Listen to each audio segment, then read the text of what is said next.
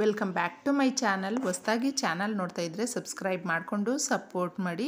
ಸಚ್ಚಿದಾನಂದ ಸಾಯಿನಾಥ್ಗೆ ನಮಸ್ಕಾರ ಮಾಡುತ್ತಾ ಸಾಯಿನಾಥರ ಅನುಗ್ರಹ ಎಲ್ಲರ ಮೇಲೂ ಇರಲಿ ಅಂತ ವಿಡಿಯೋ ಪ್ರಾರಂಭ ಮಾಡ್ತಾ ಇದ್ದೀನಿ. ಅತ್ಯದ್ಭುತವಾದ ಸೋಮವಾರದ ದಿನ ವೈಶಾಖ ಪೌರ್ಣಮಿ ಬಂದಿದೆ. ಪೌರ್ಣಮಿ ಅನ್ನೋದು ತುಂಬ ಅದ್ಭುತವಾಗಿರುತ್ತೆ. ನಮಗೆ ಇರುವಂಥ ಸಮಸ್ಯೆಗಳನ್ನು ಬಗೆಹರಿಸ್ಕೊಳ್ಳೋದಕ್ಕೆ ರಾತ್ರಿ ಪುಟ್ಟದಾಗಿ ಈ ಒಂದು ರೆಮಿಡಿ ಅನ್ನಬಹುದು ಅಥವಾ ಪರಿಹಾರವನ್ನು ನೀವು ಮಾಡ್ಕೊಂಡು ನೋಡಿ. ಏನೇ ಒಂದು ಸಂಕಷ್ಟಗಳು ನಿಮ್ಮ ಮನಸ್ಸಲ್ಲಿ ಕಾಡ್ತಾ ಇರುವಂಥ ಪ್ರಶ್ನೆಗಳು ಅದು ಯಾವುದೇ ಒಂದು ರೂಪದಲ್ಲಿದ್ದರೂ ಕೂಡ ಆ ಸಮಸ್ಯೆಗಳಿಗೆ ಪೂರ್ತಿಯಾಗಿ ಒಂದು ಸೊಲ್ಯೂಷನ್ ಅನ್ನೋದು ತಪ್ಪದೇ ಸಿಗುತ್ತೆ. ಪೌರ್ಣಮಿ ಅನ್ನೋದು ಎಷ್ಟು ಅದ್ಭುತವಾಗಿರುತ್ತೆ. ಸೋಮವಾರ ಬಂದಿದೆ, ಮನೆಯನ್ನು ನಾವು ಶುಚಿ ಮಾಡಿಕೊಂಡಿದ್ದೆ ತಲೆಗೆ ಸ್ನಾನ ಮಾಡಿಕೊಳ್ಬೇಕು. ತಲೆಗೆ ಸ್ನಾನ ಮಾಡಿಕೊಳ್ಳುವಾಗ ಕೆಲವೊಂದು ವಸ್ತುಗಳನ್ನು ಹಾಕ್ಕೊಂಡು ಸ್ನಾನ ಮಾಡೋದು ತುಂಬ ಅದ್ಭುತವಾಗಿರುತ್ತೆ. ಅರಿಶಿಣ, ಉಪ್ಪು ಎಲ್ಲವೂ ಒಂದೇ ಸಾರಿ ಹಾಕ್ಕೊಳ್ಬೇಕು ಅಂತ ಏನೂ ಇಲ್ಲ. ಒಂದೊಂದು ವಸ್ತು ಹಾಕ್ಕೊಳ್ಳೋದ್ರಿಂದ ಒಂದೊಂದು ಸಮಸ್ಯೆ ಬಗೆಹರಿಯುತ್ತೆ. ಅದರ ಬಗ್ಗೆ ಅದರ ರಿಲೇಟೆಡ್ ಆಗಿ ನಾನು ವಿಡಿಯೋಗಳನ್ನು ಶೇರ್ ಮಾಡಿದ್ದೀನಿ. ಸ್ನಾನದ ನೀರಿಗೆ ನೀವು ಪ್ರತಿನಿತ್ಯ ಕೂಡ ಈ ವಸ್ತುಗಳನ್ನು ಹಾಕ್ಕೊಂಡು ಸ್ನಾನ ಮಾಡೋದು ಅದೃಷ್ಟವನ್ನು ತಂದುಕೊಡುತ್ತೆ, ಅಷ್ಟೈಶ್ವರ್ಯಗಳನ್ನು ಕೊಡುತ್ತೆ. ಇನ್ನು ಪೌರ್ಣಮಿ ಬಂದಿದೆ ಅಂದರೆ ನಾವು ಇಷ್ಟೆಲ್ಲ ವಿಧಾನಗಳಲ್ಲಿ ಪೂಜೆಯನ್ನು ಮಾಡ್ತೀವಿ, ಪರಿಹಾರಗಳನ್ನು ಮಾಡ್ಕೊಳ್ತೀವಿ. ನಿಮ್ಮ ವ್ಯಾಪಾರದ ಸ್ಥಳದಲ್ಲೂ ಕೂಡ ರೆಮಿಡಿಗಳನ್ನು ಮಾಡ್ಕೊಳ್ತಾ ಇರ್ತೀರ. ಆದರೆ ಕೆಲವೊಂದು ನಮಗೆ ಗೊತ್ತಿರೋದಿಲ್ಲ, ಈ ಸಣ್ಣದಾಗೆ ಇರುತ್ತೆ. ಅವುಗಳನ್ನು ಮಾಡ್ಕೊಂಡು ಬಿಟ್ಟರೆ ಸಾಕು, ತುಂಬ ದೊಡ್ಡ ಪರಿವರ್ತನೆ ಅನ್ನೋದು ಗೊತ್ತಾಗುತ್ತೆ. ಸ್ನೇಹಿತರೆ, ನಮಗೆ ಈ ಪೌರ್ಣಮಿಯ ದಿನಗಳಲ್ಲಿ ಮಹಾಲಕ್ಷ್ಮಿಯನ್ನು ಪೂಜೆ ಮಾಡಬೇಕು. ಲಕ್ಷ್ಮೀ ದೇವಿಯನ್ನು ನಿಮಗೆ ಯಾವ ರೀತಿ ಶಕ್ತಿಯ ಅನುಸಾರ ತುಂಬ ಸರಳ ವಿಧಾನದಲ್ಲೇ ಒಂದು ನೈವೇದ್ಯಕ್ಕೆ ಅಂತ ಹಾಲು, ಸಕ್ಕರೆ ಏನಾದರೂ ಇಡಬಹುದು. ಆ ತಾಯಿಗೆ ತುಪ್ಪದಿಂದ ಮಾಡಿರುವಂಥ ನೈವೇದ್ಯಗಳು ಅದು ಯಾವುದಾದ್ರೂ ಪರವಾಗಿಲ್ಲ ಇಡಬಹುದು.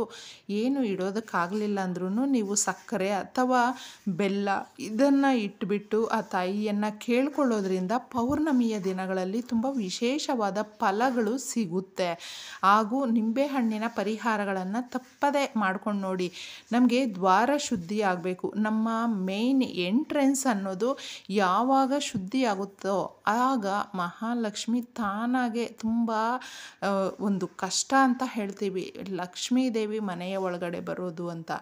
ಆದರೆ ನಾವು ಈ ಸಣ್ಣ ಪರಿಹಾರಗಳನ್ನು ಮಾಡಿಕೊಂಡಾಗ ಮಹಾಲಕ್ಷ್ಮಿ ತಾನಾಗೆ ಬರ್ತಾಳೆ. ಸ್ನೇಹಿತರೆ, ಇದನ್ನು ನೀವು ಇದ್ರ ಜೊತೆ ಮಾಡ್ಕೊಳ್ಳಿ, ಎಷ್ಟು ಈಸಿಯಾಗಿರುತ್ತೆ. ಹಾಗೂ ಪೌರ್ಣಮಿ ಬಂದಿದೆ ಅಂದರೆ ನಾವು ಸಂಜೆ 6 ಗಂಟೆಯ ಮೇಲೆ ಮಾಡಿಕೊಳ್ಳುವ ಪರಿಹಾರಗಳು ತುಂಬಾ ಚೆನ್ನಾಗಿರುತ್ತೆ. ಅದಕ್ಕೂ ಮುಂಚೆ ನಾವು ತಲೆಗೆ ಸ್ನಾನ ಮಾಡ್ಕೊಂಡಿರಬೇಕು, ಮನೆಯನ್ನು ಶುಚಿ ಮಾಡ್ಕೊಂಡಿರಬೇಕು. ಈ ಥರ ಮಾಡಿಕೊಂಡಾಗ ಮಾತ್ರ ನಮ್ಮ ಸಮಸ್ಯೆಗಳು ಬೇಗ ಬಗೆಹರಿಯುತ್ತೆ. ಯಾಕಂದರೆ ತುಂಬ ಜನ ಅಕ್ಕ ನಮಗೆ ಎಷ್ಟೊಂದು ಸಮಸ್ಯೆಗಳಿದೆ ಅಕ್ಕ, ತುಂಬಾ ಒಂದು ದಾರಿ ಕಾಣ್ತಾ ಇಲ್ಲ ಹೇಳಿ ಅಂತ ಈ ರೀತಿಯ ಪವರ್ಫುಲ್ ಡೇಸ್ ನಮಗೆ ಬರ್ತಾನೆ ಇರುತ್ತೆ. ಈ ದಿನಗಳನ್ನು ನಂಬಿಕೆಯಿಂದ ಶ್ರದ್ಧಾಭಕ್ತಿಯಿಂದ ಫಾಲೋ ಮಾಡಿ. ನಾವು ಯಾವುದೇ ಒಂದು ರೂಪಾಯಿ ಖರ್ಚು ಮಾಡಬೇಕಾಗಿಲ್ಲ. ಇಲ್ಲಿ ಎಲ್ಲೂ ಕೂಡ ಅಷ್ಟೇ, ಮನೆಯನ್ನು ಶುಚಿ ಮಾಡಬೇಕಾದ್ರೆ ಸ್ವಲ್ಪ ಕಲ್ಲುಪ್ಪನ್ನು ಹಾಕಿ, ಸ್ವಲ್ಪ ಅರಿಶಿಣವನ್ನು ಹಾಕಿ ಮನೆಯನ್ನೆಲ್ಲ ನೀಟಾಗಿ ಒರೆಸ್ಕೊಳ್ಳಿ. ಹೊಸ್ಲನ್ನು ಕ್ಲೀನಾಗಿ ಒರೆಸಿ ತೊಳೆದು ಅರಿಶಿಣ ಕುಂಕುಮ ಇಟ್ಟು ನೀವು ಚಿಕ್ಕದಾಗಿ ಏನು ರಂಗೋಲಿ ಬರುತ್ತೋ ಅದನ್ನು ರಂಗೋಲಿ ಬಿಟ್ಟು ಸಂಧ್ಯಾಕಾಲದಲ್ಲಿ ಶುದ್ಧ ಮಾಡಿಕೊಳ್ಬೇಕು. ಅಂದರೆ ದ್ವಾರ ಶುದ್ಧ ಅಂತ ಹೇಳ್ತೀವಿ. ಇದನ್ನು ನಿಮಗೆ ಯಾವಾಗೆಲ್ಲ ಸಮಯ ಸಿಗ್ತಾ ಇರುತ್ತೆ ಆ ದಿನಗಳಲ್ಲಿ ದ್ವಾರ ಶುದ್ಧಿಯನ್ನು ಮಾಡ್ಕೊಳ್ತಾ ಬಂದಾಗ ನಿಮ್ಮ ಸಮಸ್ಯೆಗಳು, ಸಾಲದ ಸಮಸ್ಯೆಗಳು ಅಥವಾ ಬೇರೆ ರೀತಿಯ ಸಮಸ್ಯೆಗಳು ಬಗೆಹರಿಯುವಂಥ ಎಲ್ಲ ಸಾಧ್ಯತೆಗಳು ಇದೆ. ಯಾಕಂದರೆ ಲಕ್ಷ್ಮೀ ದೇವಿಗೆ ದ್ವಾರ ಶುದ್ಧಿ ಅಂದರೆ ತುಂಬ ಪ್ರೀತಿಕರ. ಯಾವ ಥರ ದ್ವಾರ ಶುದ್ಧಿ ಮಾಡಿಕೊಳ್ಬೇಕು? ಒಂದು ಲೋಟದಲ್ಲಿ ಶುದ್ಧವಾಗಿ ನೀರನ್ನು ತಗೊಳ್ಳಿ, 1 ಸ್ಪೂನು ಅಥವಾ ಅರ್ಧ ಸ್ಪೂನಷ್ಟು ಜೀರಿಗೆಯನ್ನು ಹಾಕಿ, ಸ್ವಲ್ಪ ಕಲ್ಲುಪ್ಪನ್ನು ಹಾಕಿ ಚೆನ್ನಾಗಿ ಇವೆರಡನ್ನು ಮಿಕ್ಸ್ ಮಾಡಬೇಕು. ಮಿಕ್ಸ್ ಮಾಡಿಬಿಟ್ಟಿದ್ದೆ ನಿಮ್ಮ ಹೊಸ್ಲ ಹತ್ರ ನೀವು ಇದನ್ನು ಪ್ರೋಕ್ಷಣೆ ಮಾಡ್ಕೊಳ್ಬೇಕು. ಅಂದರೆ ಬಾಕ್ಲ ಹತ್ರ ಹೊರಗಡೆ ಬಂದುಬಿಟ್ಟಿದ್ದೆ ಚೆಲ್ಲಿ ಇದನ್ನೆಲ್ಲನೂ. ಇದೇ ದ್ವಾರ ಶುದ್ಧಿ ಅಂತ ಹೇಳ್ತೀವಿ. ಈ ರೀತಿ ಯಾರು ಮಾಡ್ಕೊಳ್ತಾರೋ ಅವರ ಮನೆಗೆ ಹಣ ಯಾವಾಗಲೂ ಅಷ್ಟೇ ಬರ್ತಾನೆ ಇರುತ್ತೆ, ಆದಾಯ ಜಾಸ್ತಿ ಆಗುತ್ತೆ, ಬೇರೆ ಕಡೆ ಎಲ್ಲ ನಿಮಗೆ ದುಡ್ಡು ಅನ್ನೋದು ಜನ್ರೇಟ್ ಆಗುತ್ತೆ. ಎಲ್ಲ ಸಮಸ್ಯೆಗಳು ಬಗೆಹರಿದ್ಬಿಟ್ಟು ಬರುವಂಥ ದುಡ್ಡನ್ನು ಇನ್ನೂ ಜಾಸ್ತಿ ಮಾಡ್ಕೊಳ್ಳೋದಕ್ಕೆ ಅವಕಾಶಗಳು ತುಂಬಾ ನಮಗೆ ಆ ದೇವರೇ ಸೃಷ್ಟಿ ಮಾಡುವಂಥದ್ದು. ಅದಕ್ಕೆ ಮಾಡ್ಕೊಳ್ಳಿ ಇದನ್ನು. ಅದರ ಜೊತೆ ನಿಂಬೆಹಣ್ಣಿನ ಪರಿಹಾರಗಳನ್ನು ಯಾವುದೇ ಕಾರಣಕ್ಕೂ ಅಷ್ಟೇ ಪೌರ್ಣಮಿಯ ದಿನಗಳಲ್ಲಿ ಮಿಸ್ ಮಾಡ್ಕೊಳ್ಳೋದಕ್ಕೆ ಹೋಗಬೇಡಿ. ಸುಮಾರು ಜನಕ್ಕೆ ಒಂದು ದೃಷ್ಟಿದೋಷ ಇರುತ್ತೆ, ಅಥವಾ ನಿದ್ದೆ ಮಾಡೋದಕ್ಕಾಗೋದಿಲ್ಲ, ಕೈ ಕಾಲು ಸುಸ್ತು, ಒಂಥರ ನೋವು ಜಾಸ್ತಿ, ಒದ್ದಾಡಿ ಮಲ್ಕೊಳ್ಳೋದಕ್ಕಾಗೋದಿಲ್ಲ, ಇಂಟ್ರೆಸ್ಟ್ ಇರೋದಿಲ್ಲ, ಯಾವುದೇ ಕೆಲಸಗಳ ಮೇಲೆ ಆಸಕ್ತಿ ತೋರಿಸೋದಿಲ್ಲ. ಈ ಥರ ಎಲ್ಲ ಸಮಸ್ಯೆಗಳನ್ನು ಪಡ್ತಾ ಇರ್ತಾರೆ. ದುಡ್ಡು ಕಾಸಿನ ಸಮಸ್ಯೆಗಳು, ಇದು ಎಲ್ಲವೂ ನಮ್ಮ ಮನೆಗೆ ಏನೋ ಒಂದು ಕೆಟ್ಟ ದೃಷ್ಟಿ. ಯಾವುದು ಆ ಕೆಟ್ಟ ದೃಷ್ಟಿ ಅಂದರೆ ಮನುಷ್ಯರ ದೃಷ್ಟಿ ಅಷ್ಟೇ, ಅದನ್ನು ಬಿಟ್ಟು ಬೇರೆ ಯಾವುದು ಬರೋದೇ ಇಲ್ಲ. ಯಾಕಂದರೆ ಮನುಷ್ಯನಷ್ಟು ಕೆಟ್ಟ ಕಣ್ಣು ದೃಷ್ಟಿ ಯಾವುದೂ ಇರೋದಕ್ಕೆ ಸಾಧ್ಯನೇ ಇಲ್ಲ. ಅಷ್ಟು ಒಂದು ಪವರ್ಫುಲ್ಲು ಆ ಒಂದು ಕಣ್ಣು ದೃಷ್ಟಿ ಅನ್ನೋದು. ಅದೆಲ್ಲವೂ ನಿವಾರಣೆ ಆಗೋದಕ್ಕೆ ನೀವು ಒಂದು ನಿಂಬೆಹಣ್ಣನ್ನು, ಹಳದಿ ಕಲ್ಲರಲ್ಲಿ ಇರುವಂಥ ನಿಂಬೆಹಣ್ಣನ್ನು ತಗೊಂಡಿದ್ದೆ ಯಾವುದೇ ಒಂದು ರೀತಿಯ ರೆಮಿಡಿಗಳನ್ನು ಮಾಡ್ಕೊಳ್ಬಹುದು. ಆದರೆ ಹೊಸ್ಲನ್ನು ನೀವು ಶುದ್ಧ ಮಾಡಿರ್ತೀರಲ್ವ, ದ್ವಾರ ಶುದ್ಧಿ, ಅದಾದ ಮೇಲೆ ನಿಂಬೆಹಣ್ಣನ್ನು ಹೊರಗಡೆ ತಗೊಂಡು ಬಂದುಬಿಟ್ಟಿದ್ದೆ. ನಿಮ್ಮ ಮನೆಗೆ ಕ್ಲೀನಾಗಿ ಕ್ಲಾಕ್ ವೈಸು 7 ಬಾರಿ ದೃಷ್ಟಿಯನ್ನು ತೆಗೆದುಬಿಡಿ. ತೆಗೆದುಬಿಟ್ಟು ಅದನ್ನು ಕೆಳಗಡೆ ಅಲ್ಲೇ ಇಟ್ಬಿಟ್ಟು ನಿಮ್ಮ ಮನೆಯ ಹೊಸ್ಲತ್ರನೇ, ನಿಮ್ಮ ಮನೆ ಮುಂದೆನೇ ಇಟ್ಬಿಟ್ಟಿದ್ದೆ. ನಿಮ್ಮ ಎಡಗಾಲಲ್ಲಿ ತುಳಿರಿ. ಅದನ್ನು ತುಳಿದ್ಬಿಟ್ಟು ಅದೇ ಜಾಗದಲ್ಲೇ ಒಂದು ಸ್ವಲ್ಪ ಕಾಲದವರೆಗೂ ಬಿಟ್ಬಿಡಿ. ಒಂದು 10-15 ನಿಮಿಷ, ಹಾಫ್ ಆನ್ ಅವರು ಈ ಥರ ಇರಲಿ. ಅದೆಲ್ಲವೂ ದೃಷ್ಟಿ ಹೋಗ್ಬಿಡುತ್ತೆ. ಅದನ್ನು ಆಮೇಲೆ ತಗೊಂಡು ನೀವು ಆಚೆ ಡಸ್ಟ್ಬಿನ್ ಇದ್ದರೆ ಅದರಲ್ಲಿ ಹಾಕಬಹುದು, ಇಲ್ಲಾಂದರೆ ದೂರ ತಗೊಂಡೋಗಿ ಒಂದು ಸ್ವಲ್ಪ ಯಾರು ಓಡಾಡದೇ ಇರುವ ಕಡೆ ಬಿಸಾಕಿದ್ರೆ ಆಯಿತು. ಎಲ್ಲ ಕಷ್ಟಗಳು ಕೂಡ ಅದ್ರ ಜೊತೆನೇ ಹೊರಟೋಗ್ಬಿಡುತ್ತೆ.